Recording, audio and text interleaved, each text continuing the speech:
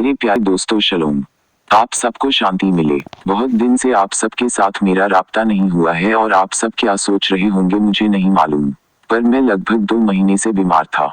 इस कोरोना के समय में मुझे बहुत दिनों से बुखार था। मुझे लगा कि कोरोना हो गया, पर यह कोरोना नहीं था, पर मामूली बुखार ने भी मेरे 2 महीने बर्बाद कर दिए। खैर कोई बात नहीं है, यह सब तो होते ही रहता है। आप विश्वास नहीं करेंगे कि मैं इन 2 महीनों से हॉस्पिटल नहीं गया, पर ऑनलाइन डॉक्टर से कंसल्ट किया और अब मैं पूरी तरह से स्वस्थ हूँ। और मैं आज आपको मेरी गवाही देना चाहता हूँ और मेरे इस गवाही का शीर्षक है गवाही से झूठी शिक्षा की तबाही। आज आपको पता चलेगा कि मैं क्यों कहता हूँ कि क्रिश्चियनिटी में सच्चाई नहीं है पर बाइबल में सच्चाई है। इस वीडियो को अंतिम तक सुनने की गुजारिश करता हूँ ताकि आपको पता चले कि क्रिश्चियनिटी ने किस कदर सर्वशक्तिमान पिता को नाराज कर दिया है और किस तरह क्रिश्चियनिटी सब तबाह हो रहा है।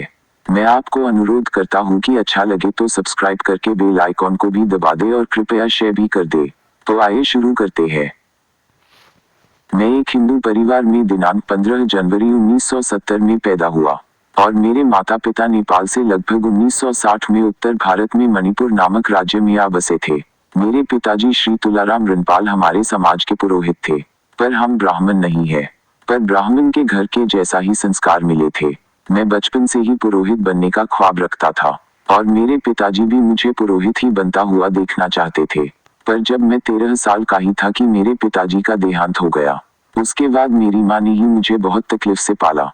पर जब मैं 18 साल का हो गया तो मुझे 2 क्रिश्चियन प्रचारकों ने एक नया नियम बाइबल दिया और उसको मैंने 3 बार पढ़कर समाप्त किया और उन्हीं प्रचारकों के पास कुछ प्रश्न लेकर पहुंच गया और खुद विवाद किया और उन्हीं ने मुझे क्रिश्चियनिटी में लाया और 3 साल के लिए बाइबल ट्रेनिंग उत्तर प्रदेश भेजा और वहां पर GTH या ग्रेजुएट इन थियोलॉजी का कोर्स समाप्त कर वापस घर आया और मुझे एक इवेंजलिस्ट के तौर पर प्रचारक का काम मिला। उसी दरमियान मैंने सेवकाई करते हुए Emmanuel Bible Institute Kota Junction Rajasthan से BTH यानी bachelors of theology doctor MA Thomas के अंतर्गत कॉरेस्पॉन्डेंस से किया, फिर राष्ट्रभाषा वर्धा महाराष्ट्र से प्रवेश परिचय और कोविड पास किया, पर रत्न की परीक्षा 2 बार लिखने से भी पास न हो सका।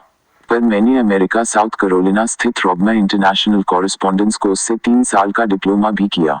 मैंने इम्फाल में न्यू बिलीवर्स हिंदी चर्च की स्थापना की और उसी समय मेरा ऑर्डिनेशन भी हुआ और डायरेक्ट रेवरेंड टाइटल से नवाजा गया। फिर हैदराबाद में जाकर बैप्टिस्ट चर्च के अंतर्गत नेपाली चर्च की स्थापना की और सेवकाई के दरमियान ही NIOS दिल्ली बोर्ड से अंग्रेजी में सेकेंडरी और सीनियर सेकेंडरी पास किया।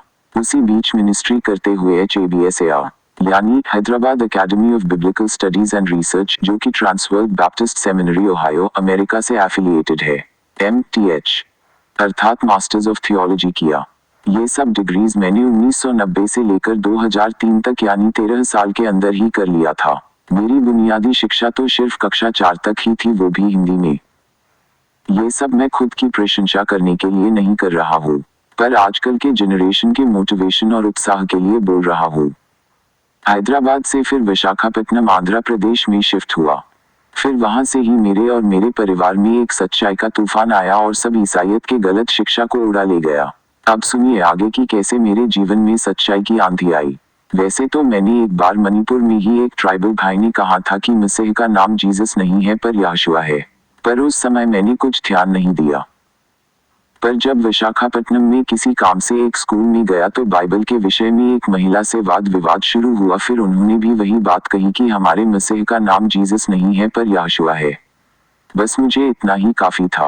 एक थियोलॉजियन होने के नाते मैंने रिसर्च शुरू कर दिया। यह घटना सन 2004 की है। सच बता रहा हूँ दोस्तों कि यहोशुआ नाम में मैं पूरा पागल हो गया। मैं अब ज्यादा लंबा नहीं बोलूंगा, बस कुछ महत्वपूर्ण बातें बताऊंगा कि कैसे मैं क्रिश्चियनिटी के गलत सिद्धांत को छोड़कर मसीह के सही सिद्धांत की ओर आया। इस बात को जरा ध्यान से सुनिए और समझिए ताकि आपको भी समझ में आ सके कैसे शैतान ने ईसाई लोगों को बहकाया है। जब से यहोशुआ नाम में विश्वास किया तब से मुझे मेरे मसीह ने वो सच्चाई का प्रकाश दिया है जो आप सबके पास नहीं है। आप बस एक परंपरा को या एक धर्म को मान रहे हो और गलत सिद्धांत में हो। कुछ समय मेरे कहे हुए सही वचन पर गौर कीजिए। खुद को नम्र बनाए ताकि सच्चाई आपको प्राप्त हो सके। मैं चुनौती देता हूँ पूरे भारत के ईसाई अगुवों को कि अगर उनके पास मेरी सच्चाई से भी ऊपर सच्चाई है तो जो भी वो बोलेंगे मैं वो मानने के लिए तैयार हूँ। अगर मेरी बातों में सच्चाई है तो उनको मेरी बातें माननी होगी। खैर कोई नहीं आया, 15 साल से मैं चैलेंज कर रहा हूँ। अब मेरे कुछ पॉइंट मेरे श्रोतागण कृपया सुने। पहली बात तो ईसाई लोग गलत नाम में विश्वास करते हैं और गलत नाम में प्रार्थना करते हैं, अर्थात जीसस या यीशु नाम में बपतिस्मा लेते हैं। जीसस नाम का अर्थ लतीनी भाषा में पिग अर्थात सुअर होता है। क्या आपको सुअर नाम से स्वर्ग प्राप्त होगा? मसीह के नाम यहोशुआ तो हिब्रू भाषा में है जिसका अर्थ है यहोवा का उद्धार, और मसीह ने भी कहा कि मेरे नाम से मांगो। यूहन्ना 16 के 23 पद में, 14 के 13 में 12 चेलों को यहोशुआ नाम ही मालूम था और वे उसी नाम से प्रार्थना करते थे। आप यहोशुआ नाम जो स्वर्गीय नाम है विश्वास नहीं करोगे तो आपको उद्धार कभी नहीं मिलेगी। दूसरी बात, ईसाई लोग शबात नहीं मानते पर संडे मानते हैं, जो कि गलत है। मसीह ने और चेलों ने कहीं संडे नहीं माना पर शबात ही माना। संडे तो कैथोलिक पोप कॉन्स्टेंटीन ने दिया है, जो कि सूर्य पूजा से संबंधित है। शबात यानी विश्राम का दिन। आप अगर शबात नहीं मानेंगे तो आपको आत्मिक आशीषें नहीं मिलेंगी। आप बोलोगे कि हमको तो बहुत आशीषें मिली है, पर मैं पूछता हूँ कि अगर आपको आशीषें मिली है तो अभी तक क्यों गलत सिद्धांत में है? संसारिक वस्तुएं प्राप्त करना ही आशीष है बोलकर आपके पास्टर आपको गुमराह करते हैं क्या? और धर्म के लोगों को संसारिक वस्तुएं नहीं मिलती। यहाँ तक कि एक नास्तिक भी संसारिक चीजों का आनंद ले रहा है। ये सब एक भ्रम फैलाया गया है। सच्ची आशीषें तो ये है जो मुझे मिला है, यानी कि सत्यता, और यही सत्य आपको स्वतंत्र करेगा सभी पापों से। तीसरी बात, ईसाई लोग लॉ यानी कि व्यवस्था को न मानकर व्यवस्थाहीन या लॉलेस हो गए हैं। हमें पिता ने कितना सुंदर व्यवस्था दिया है जिसको मानकर हम पवित्र हो सकते हैं, पर वे अपनी ही बनाए हुए परंपरा या ट्रेडिशन को मानते हैं। वे कहते हैं कि मसीह ने पुराने नियम को समाप्त कर दिया, पर इन अंधे अगुवों को यह नहीं पता कि व्यवस्था को तो मसीह और उनके चेलों ने भी पालन किया था। मत्ती 5 के 17 में मसीह ने कहा कि मैं व्यवस्था और नबियों को समाप्त करने नहीं आया, परंतु पूरा करने आया हूँ। व्यवस्था एक जीवन शैली या वे ऑफ लाइफ है जिसको मानने से हम मसीह के लायक बनते हैं। ये ईसाई लोग लेवी 11 अध्याय को नहीं मानते जिसमें शुद्ध और अशुद्ध भोजन के बारे में लिखा है, पर वे कहते हैं कि नए नियम में परमेश्वर ने सब शुद्ध कर दिया। पर इन अकल के दुश्मनों ने यह भी नहीं सोचा कि उनके इस कथन से उनका परमेश्वर बदलने वाला परमेश्वर दिख रहा है। क्या एक ही परमेश्वर पुराने नियम में मत खाओ बोलता है और नए नियम में सब खाओ बोलेगा? अगर ऐसा है तो इनका ईश्वर तो बदलता है, परंतु मेरा एलोहियम तो नहीं बदलता है। सुअर और अशुद्ध जानवर खाकर खुद को शुद्ध होने का दावा करने वाले ईसाई अगुवों को एलोहियम कहते हैं कि अशुद्ध चीज मत खाओ और मत छुओ, तो ही तुम मेरे संतान होगे और मैं तुम्हारा पिता होऊंगा।